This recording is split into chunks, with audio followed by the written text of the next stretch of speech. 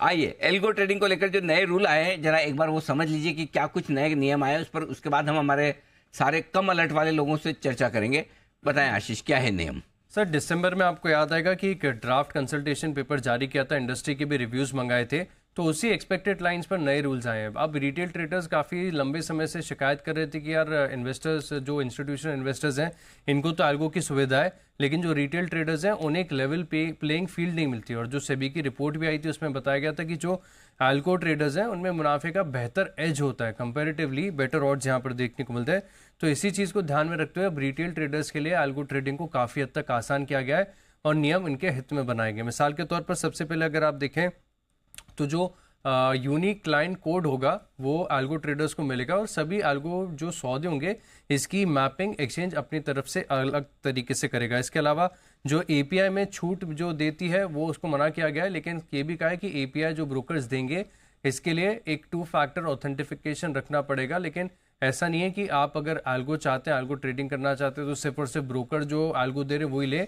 अगर कोई third party vendor है जो रजिस्टर्ड रहेगा एक्सचेंज की तरफ से, आप उनसे भी एल्गो ले सकते हैं और फिर अपने ब्रोकर्स के एग्जीक्यूशन प्लेटफॉर्म के माध्यम से इन जो सौदे इन्हें एग्जीक्यूट करके चल सकते हैं। बड़ी समस्या ये है कि एल्गो में अगर मान लीजिए कोई दिक्कत आ गई तो किसके पास जाना चाहिए, तो सेबी ने काफ़ी क्लियर करके बता दिया है कि ब्रोकर्स की जिम्मेदारी होगी कि एल्गो एपीआई से जुड़े कोई भी समस्या है, शिकायतें आती हैं, तो ब्रोकर्स अपने लेवल पर इस चीज़ का निपटारा करेंगे।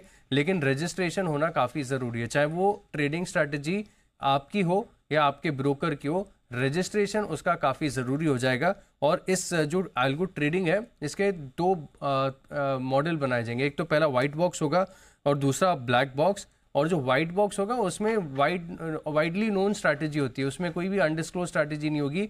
लेकिन ब्लैक बॉक्स अगर मॉडल आप चूज़ करते हैं तो आप अपनी जो स्ट्रैटेजी से कॉन्फिडेंशियल भी रख के चल सकते हैं। तो काफ़ी हद तक इन नियमों को आसान किया गया है। 1 अगस्त से ये जो नए नियम है लागू हो जाएंगे।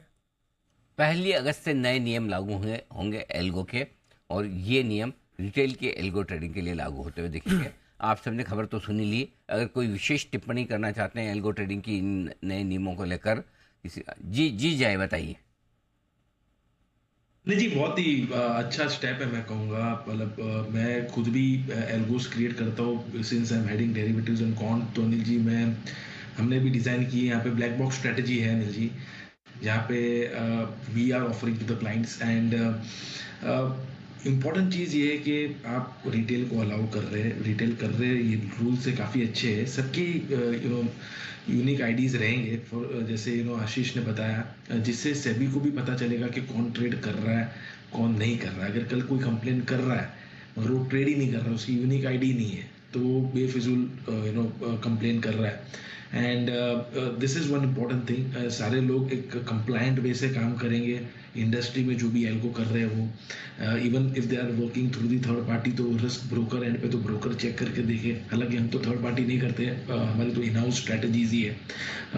एंड दूसरा ये अनिल जी, मैं एक और इम्पॉर्टेंट चीज़ ये भी ऐड करना चाहूँगा कि अगर समझिए कोई क्लाइंट को खुद की एल्गो लानी है, so that there are 2 option है, तो ब्लैक बॉक्स होगा, व्हाइट बॉक्स होगा। कोई क्लाइंट को खुद की एल्गो लानी है जी, तो वो भी सेबी से या तो एक्सचेंज से अप्रूवल ला कर ही कर सकते हैं, और उनकी भी आईडीज होनी चाहिए। सो इस लाइक कि ऐसा नहीं है कि आपने किसी को स्ट्रेटजी दे दी और वो अपने हिसाब से कर रहा है। वो अपने हिसाब से तभी कर पाएगा अगर वो भी एक्सचेंज से अप्रूव है कि नहीं। सो सभी लोगों का एक मॉनिटरिंग सेबी और एक्सचेंज के पास हो जाएगा कि कौन कर रहा है, कौन नहीं कर रहा है एल्गो में, and who is doing with the proper compliance. So अच्छे नियम्स energy, I think it's very much favorable for the overall industry as well as for algo traders and especially for the retail traders. Okay, तो ये है आपके लिए राय इस वक्त आती हुई एल्गो ट्रेडिंग को लेकर नए नियम, जय को भी पसंद आते हुए दिख रहे हैं। बढ़िया है, तो अच्छा एक्शन यहाँ पर आपके लिए बनता हुआ दिखेगा। आइए इस बीच थोड़े डाउ फीचर्स में हम हल्के से थोड़े कमज़ोर हुए हैं, और अब हम करीबन है कितना, 115 पॉइंट नीचे। वो ठीक है, 115 पॉइंट तो कोई खास दिक्कत वाली बात नहीं है। इस बीच एक और स्टॉक जहाँ पर एक वायदा कारोबार में बढ़िया मजबूती का एक्शन बनता दिख रहा है, वो है हमारा ऑल टाइम फेवरेट BSE। 5500 रुपये से एक बार घट के 5225 तक आया है, वापस अब 5800 के आसपास आता दिखा। आज सारे ये स्टॉक बढ़िया एक्शन में। एक बार जरा सनी अग्रवाल साहब से राय ली जाए। सनी जी बताएं सर, BSE और मार्केट से जुड़े दूसरे स्टॉक भी आज अच्छे एक्शन में, कुछ पसंद है आपको? या definitely Anil ji, I think capital market as a theme, जब मार्केट वीक होते हैं तभी सही समय होता है कि ग्रेजुअली एक्यूमुलेट करने का। तो अगर मैं नतीजों के हिसाब से जाऊँ तो मुझे लगता है कि एसेट मैनेजमेंट कंपनीज ने काफी अच्छे नतीजे डिक्लेयर करे हैं। अगर आप उनके अदर इनकम हटा तो जो जो कोर ऑपरेशनल इनकम है वहाँ काफी अच्छे नतीजे आए हैं एसेट मैनेजमेंट कंपनीज के। तो मैं नाम इंडिया डेफिनेटली इसमें कंसिडर करना चाहूंगा। On exchange side compare to BSC at a current juncture मुझे एमसीएक्स बेहतर लगता है, क्योंकि अगर आप देखेंगे कि जिस तरह से कमोडिटी में गोल्ड में जिस तरह से लाइफ हाई बना है ऑफलेट, तो इसका कहीं ना कहीं एक पॉजिटिव इफेक्ट हम देखते हैं वॉल्यूम में, ट्रांजैक्शन और वैल्यू में। तो एमसीएक्स अगेन वहाँ भी मुझे लगता है कि जिस तरह से बीएससी में ऑप्शंस में एक्सप्लोजन हुआ था वॉल्यूम ग्रोथ का, वो एमसीएक्स में पैन आउट होते नजर आ रहा है। तो एमसीएक्स को मैं चूज करना चाहूंगा eight a current from exchange side. के लिए आती हुई इस वक्त बीएससी और दूसरे एक्सचेंजेस पे। आशु सर, इन बिटवीन में थोड़ा सा 2-4 मिनट के लिए बाहर गया, तो मुझे पता चला आपने बीच में मेरी एब्सेंस में वोडाफोन आइडिया रिकमेंड किया। मैं अभी आया, मैं पूजा बता रही थी मुझे, सही है? हाँ अनिल जी, मैं तो 3 बार से कर चुका हूँ और तीनों बार राकेश जी के साथ हूँ। और पीछे भी एक बार 10 रुपए गया था, प्रॉफिट बुकिंग दी अनिल जी, वापस 9.5 रुपए पे हमारी कॉल है कि 8.5 रुपए के स्टॉप लॉस से 12 रुपए का टारगेट है। हाँ तो हाँ। अनिल जी बिल्कुल वोडाफोन आइडिया में आई थिंक ये तीसरी बार है पिछले 15-20 दिन में। बिल्कुल है अनिल जी। अरे वाह, क्या बात है।